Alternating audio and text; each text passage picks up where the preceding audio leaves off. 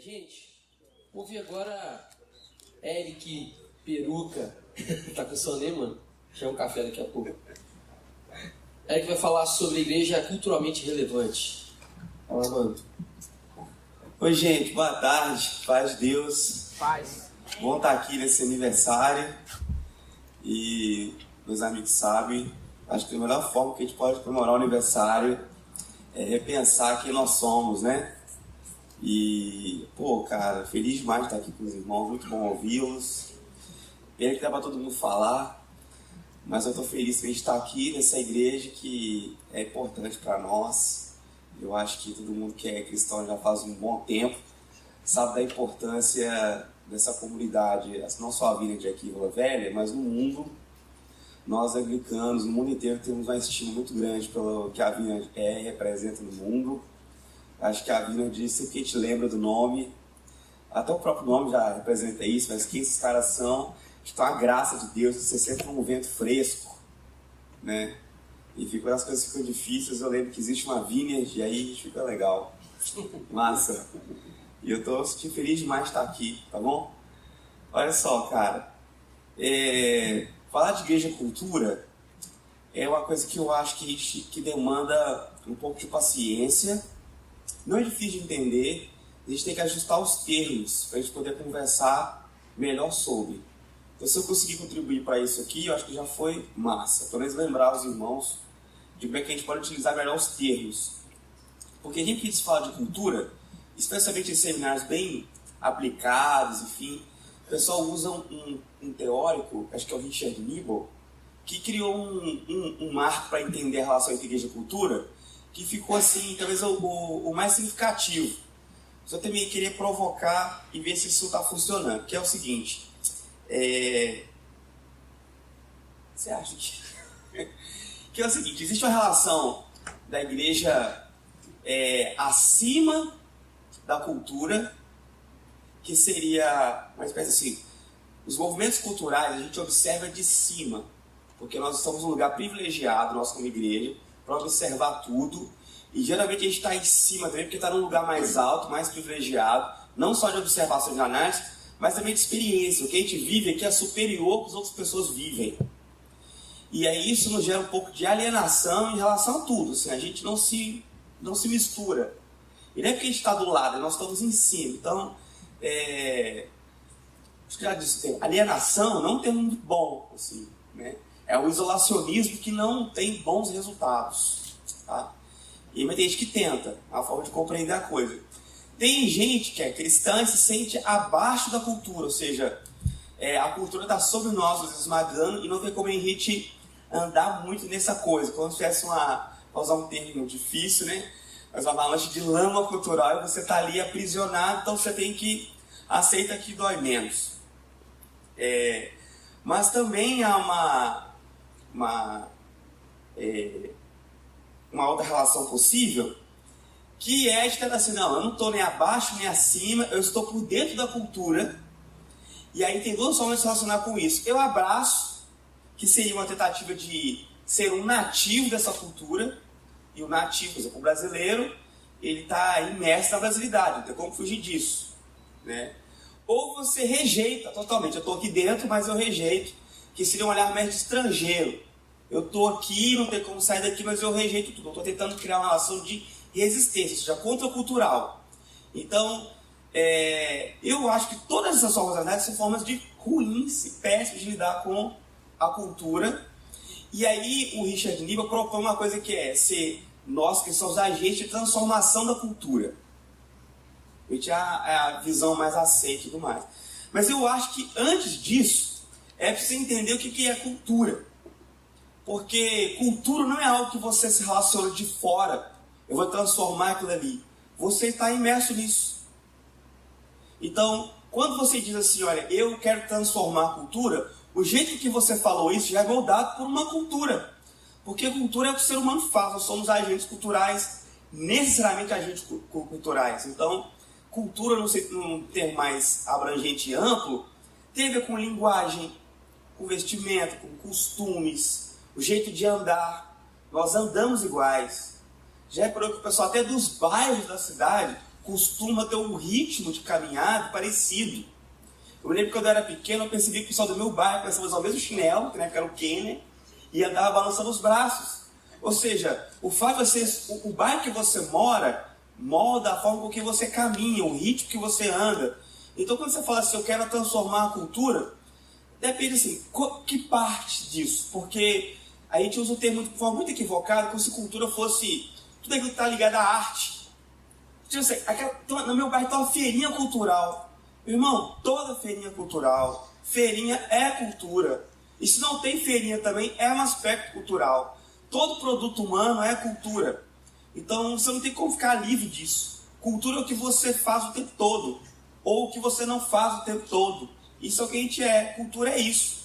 É produção humana, ou improdução humana. Você não tem como ficar fora disso. Então, quando a gente fala de cultura, é pra você saber disso. É uma coisa muito mais ampla do que parece. A gente costuma reduzir isso a falar assim, fulano tem uma característica muito cultural. Gente, todo mundo, qualquer característica humana é uma característica cultural. Não tem como tirar esse negócio, não? Ele está me ajudando com a colinha aqui, mas aí tem um bloqueio diabólico ali no celular. E aí, cultura, né? Cultura da mídia aí. Mas olha só, eu queria caminhar junto com o que ele estava dizendo, assim, os aspectos culturais, eles têm a ver com nossas crenças mais fundamentais. E eu acho que é aí que mora o nosso problema em relação à interação com a cultura. Porque eu acho que uma igreja culturalmente relevante não é aquela que faz mais movimentos de arte. Não é aquela que tem um monte de poeta. Porque isso é atingir uma parcela artística da sociedade. Mas isso não quer dizer tudo sobre cultura. Então tem igreja que acha assim, a gente é muito relevante em relação à cultura. Por quê? A gente tem um cara lá que toca MPB. Isso é uma viagem, tá? Porque a tiazinha lá, que mora lá no alto do morro, e faz lá pão de queijo. Em Minas, acho que é mais comum isso em Minas, né? A tiazinha do alto do morro fazer o pão de queijo. Isso também é um aspecto cultural. Então, transformar a cultura quer dizer o quê? Porque talvez essa coisa, eu preciso transformar a cultura, uma gente transformando a cultura, eu já estou julgando que a cultura é uma coisa negativa. Existem aspectos culturais que são inevitáveis, eles são positivos. Por quê? Existe um texto chamado mandato cultural, que é uma ordem que Deus deu e que você não pode deixar de cumprir. Não é possível. Eu acho que é que eu lanço assim. Eu quero cumprir o mandato cultural. Não, isso não é possível não exercer. Porque Deus, quando cria a estrutura do mundo, aí Ele cria os animais, cria as coisas, cria todo o universo, a ecologia, os bichos, os pássaros. Aí Ele coloca o homem no meio e fala, você vai dar nome. Ou seja, você vai tentar descobrir a identidade das coisas. E esse é um traço cultural que está em todos os homens, sejam eles cristãos ou não. A gente tenta o tempo todo descobrir a identidade das coisas. Só que no jardim, quando Deus criou as coisas, a relação com Deus te ajudava a descobrir o real significado das coisas. Então, nomear as coisas, ou seja, descobrir a identidade das coisas, numa relação com Deus, não é que é muito mais fácil. No fundo, é a única relação possível para desvelar a identidade real das coisas. Fora da relação com Deus, você perde a sua identidade e perde também, na relação com as coisas, a identidade das coisas. Então, um bom exercício cultural se dá para nós cristãos, né, mediante uma boa relação com Deus. Aí sim você vai ter uma boa relação consigo mesmo, porque você só pode ser uma coisa na relação com Deus, você é a imagem e semelhança de Deus, e aí você tem condição de descobrir a imagem das coisas e a relação que elas também têm com Deus. Massa? Então eu queria apresentar duas coisas que são muito simples de entender, que eu acho que nos ajuda a entender o que seria uma relação saudável da igreja com a cultura nessa questão mais ampla. Uma delas é o termo chamado graça comum, que todo seminarista de teologia conhece, assim, foi muito nos primeiros anos da teologia sistemática, enfim, e usa um termo que é o sol nasce para todos, sobre os justos e injustos. E é isso mesmo, o sol não brilha só na cabeça do crente. Ainda bem, né? Porque nesse de janeiro, então, já são sol para cada crente. A gente ia desviar em janeiro, né? Voltar só no inverno. Mas não é isso, o sol nasce para todo mundo, né? Chove a cabeça de todo mundo e quem vai lá ver tem enchente para todo mundo também.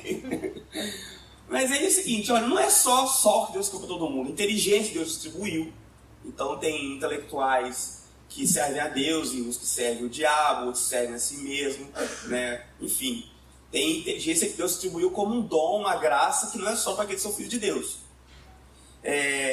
E o que mais? Existem talentos, dons de tocar, existem bateristas que são incríveis e não servem a Deus. E talvez ele não entenda no sentido mais profundo do que o convite que a música nos traz, que é se curvar diante da divindade, a divindade perfeita, né, onde as obras mais perfeitas fazem sentido, que é Deus, mas ele mesmo assim, ele executa muito bem a mecânica da música lá, ele tem insights estéticos alucinantes. E aí, a graça comum é fruto de uma oferta de Deus para as criaturas. Então, existem aspectos culturais positivos em todos os lugares. É possível, num lugar que você acha que é um lugar de maior promiscuidade, chegando lá e encontrar um traço cultural que é uma oferta de Deus. Por exemplo, sabe quando o irmão escuta uma música que não é cristã e fala assim, essa música mexe comigo, e ele percebe que tem um traço ali, quase que de religiosidade na coisa, e fala assim, pena que essa música não é da igreja, não é de Jesus, mas ela me conecta com alguma coisa. Aí tem quase vergonha de falar assim, mas eu estou quase assim, levantando a mão aqui, mas a música não está falando de Jesus, então talvez não seja. Isso é uma graça comum. Até o artista pagão mais perverso, ele tem características que foram doadas por Deus, e por isso são boas. Só que como ele usa isso, é de forma tosca, pagã, perdida, né? Por exemplo, o cara que inventou a caneca, que é um instrumento excelente de unidade para você, né? Enfim, para tomar um café. É maravilhoso. Agora, se o cara que fez isso aqui, se ele é menonita, se ele é evangélico, católico, pouco importa. A caneca é boa. O que ele descobriu é maravilhoso. E nós utilizamos, e no nosso caso, damos graças a Deus. Por mais que quem fez a caneca, não. O produto cultural que ele fez, a gente utiliza, porque isso é dom de Deus para ele, por mais que ele não saiba. Por mais que ele não saiba. Então existem aspectos da cultura brasileira que são de clamores por Deus. Por Deus. Eu e meu amigo Gustavo estavam fazendo uma análise teológica, exegética do feminejo. Né? Que essas meninas que cantam sobre ser amante, amante não tem lá, nunca vai casar. Não tem um monte de coisa. Então um monte de menina que surgiu agora. É um aspecto das culturas brasileiras importante. A ascensão das mulheres na música sertaneja, até sempre tiveram aí, mas o mercado agora se abriu para isso. E o que elas cantam é significativo, é um clamor da mulher. E é doido, né? Porque a feminista apropriada desse discurso, mas são mulheres em torno dos homens reclamando, eles nos traem, eles nos maltratam, enfim, fica girando em torno, mas tentando achar reconciliação de gênero, enfim. A gente precisa ouvir esses clamores. E esse clamor no fundo é legítimo, porque as mulheres sofrem mesmo, gente. Sofrem muito. E a igreja pode interferir nesses aspectos, eu preciso ouvir, né? O clamor do pessoal do rap nas favelas, dizendo assim, olha, aí que tem muito sofrimento, a política pública não chega, tudo mais. Isso é positivo, isso é por justiça, está lá nos evangelhos, né? Aquele que tem fome e sede de justiça. São traços culturais que estão dentro do ser humano que são hiper positivos. Agora, tem também outro aspecto da cultura, que não é só graça comum, que é o traço do pecado. O pecado atingiu a humanidade, e aí a gente tem, talvez no mesmo lugar, aspectos positivos e negativos. Aspectos de graça comum, de dom de Deus, e da queda, do fruto do pecado do ser humano. Então, vocês sabem, o rap também não diz só coisas interessantes. O feminejo também não traz só clamores que a gente precisa escutar, traz também muito problema. Então, se você for, por exemplo, na Lapa, no Rio de Janeiro, é onde tem uma doideirada, todo mundo bebendo, mas também tem coisas legais rolando ali. A gente, como igreja, tem, às vezes, dificuldade de perceber e falar assim, nem tudo isso aqui é o levante do inferno. Porque, por exemplo, a galera fora da igreja faz muitas festas, e festas sem propósitos. Então, por consequências, tudo que eles fazem é do capeta, a igreja não faz festa, porque eles lá fazem festa. Mas festa em si não é ruim. Você vê o Velho Testamento, é festa, uma festa atrás da outra. E as festas são dadas pelo próprio Deus. Teve a colheita. Eu quero que vocês façam a festa da colheita, para celebrar a vida. Aí deve ser que as festas lá fora não tem significado. É a festa pela festa. Mas a festa em si não é ruim. Então a gente, quando olhar, por exemplo, não tem o Vital acabou. Muitos acham que é uma vitória da igreja. E de certa maneira é. Mas também assim, a gente vai acabar com todas as festas, é isso? A gente tem que redimir as festas. Sonhar um dia que esse pessoal possa festejar a vida. E festa em si não é ruim. Música em si não é ruim, né? Esses aspectos culturais em si não são totalmente negativos. A gente tem que aprender a julgar a cultura a partir dos valores do reino de Deus. Isso assim faz a partir da mentalidade cristã. Não é separando assim qual que é a roupa de Deus e qual que é a cor que os evangélicos vão usar, o tipo de calça. Quer ver uma coisa? Por exemplo, calça jeans. Calça jeans, os irmãos mais xiitas não deveriam usar, porque nasce de uma cultura rebelde, de irmãos que, nem eram irmãos na verdade, mas de jovens que vê os operários das fábricas, que eram seus pais, trabalhando, escravizados. E aí esses jovens fazendo uma crítica ao capitalismo, o sistema começa a usar roupa de operário. Então nasce como uma coisa, nos anos 40, alguém olharia alguém de calça e fala assim, é um punk, né? É um anarquista. Está questionando os padrões da sociedade. E hoje já virou um padrão, até o cara que se acha mais conservador do mundo, está de calça jeans dizendo isso. Enfim, a cultura é muito dinâmica, ela vai se moldando. E se a gente cair no padrão, dizer assim, o que é o padrão cultural do evangelho? Tipo assim, vamos transformar a cultura. O que seria isso? Eles usam calça jeans, nós calça de tergal, vamos transformá-los. Aí você começou a ir errado, tá fazendo errado, vai terminar errado. É preciso ter uma mentalidade cristã, de que Deus criou, não só criou as coisas, mas mantém as coisas. E atua na atualização das coisas do mundo, tipo uma semente. O plano de Deus não foi só criar a semente, o plano de Deus é que a semente desenvolvesse. O desenvolvimento é plano de Deus, até os frutos lá são planos da mente divina. Então os aspectos do desdobramento da cultura, até chegar no mundo de hoje, também tem caráteres evolutivos da função criativa de Deus no mundo. Né? E não se perdeu. E a queda é que impede que isso funcione de forma a trazer harmonia, relação perfeita com Deus. E a gente tem que descobrir os entraves. E que não estão apenas de julgar as formas que a gente é. Né? Então a mente cristã é capaz de julgar a cultura. Né? Uma cosmovisão cristã é capaz de julgar outras cosmovisões e fazer acertos dinâmicos na cultura. Né? Enfim, é isso, irmãos.